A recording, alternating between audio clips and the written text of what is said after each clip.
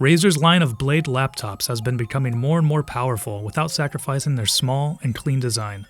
The brand new Blade Stealth 13 can be spec'd out with an NVIDIA GeForce GTX 1650, or you can opt for a different color scheme, like this Mercury White edition that we have here. Either way, you still get the 0.6-inch height and clean lines.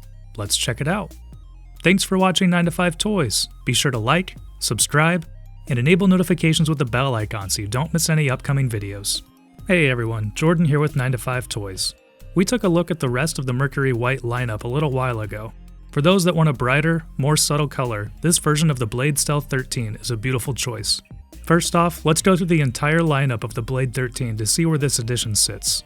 At its base and its cheapest form, the Blade Stealth 13 comes with the Intel UHD Graphics 620, 8th Gen Intel i7, and a 256GB SSD in black for the MSRP of $1,400.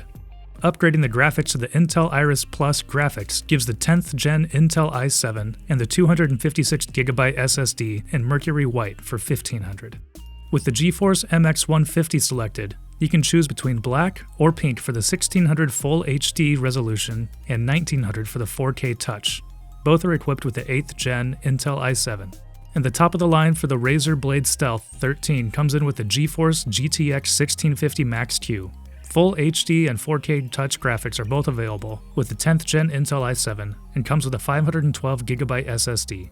The full HD version is priced at $1,800 and the 4K Touch will set you back $2,000. So the Mercury White version that we have here is priced at $1,500 and also has 16GB of RAM and single zone chroma RGB. This one doesn't have the top of the line graphics option.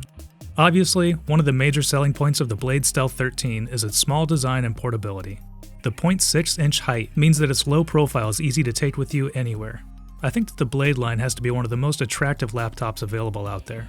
The mix of clean lines and sharp edges give it a really pleasing look, especially in this Mercury White edition. Match it with the rest of the Mercury White line and you have a really nice, attractive setup. The logo on the top of the laptop here is even more subdued than some of their other laptops, which makes it fit in even more in a corporate setting.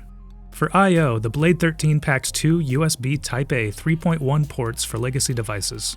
Additionally, power is delivered through a Thunderbolt 3 port or a USB-C 3.1 Gen 2 port.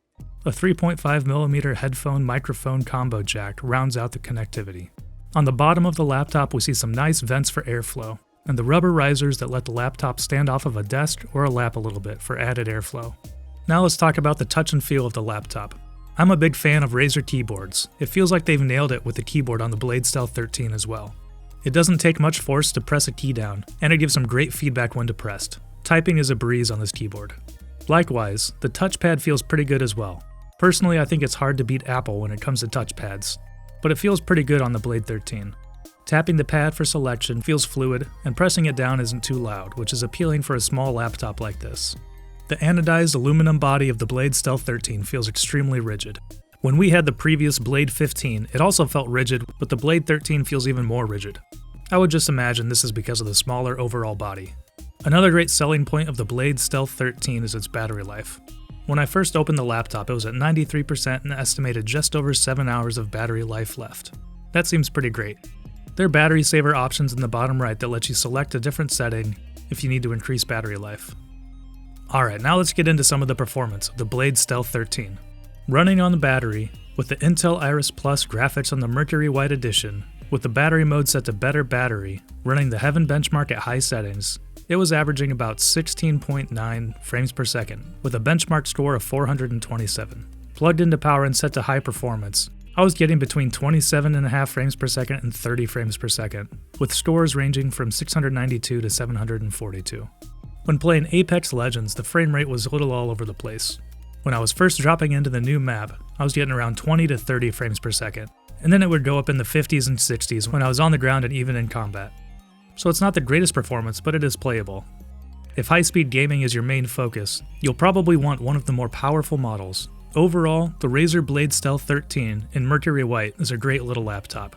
With its attractive design, pleasing keyboard and trackpad, and decent performance, the Blade 13 is a capable little powerhouse. Obviously, if you need more performance, you might want to opt for the GeForce GTX 1650 Max-Q version in black, or a bigger Blade 15. But if size, portability, and style is high on your requirements list, The Mercury White Blade Stealth 13 won't disappoint, and it will fit in any setting. If you like the mobility of the Blade 13, but want to turn it into something a little more powerful when you're set up for gaming, one of Razer's core external graphics enclosures and Razer's brand new monitor will give you an extremely portable laptop that turns into a beast when plugged in.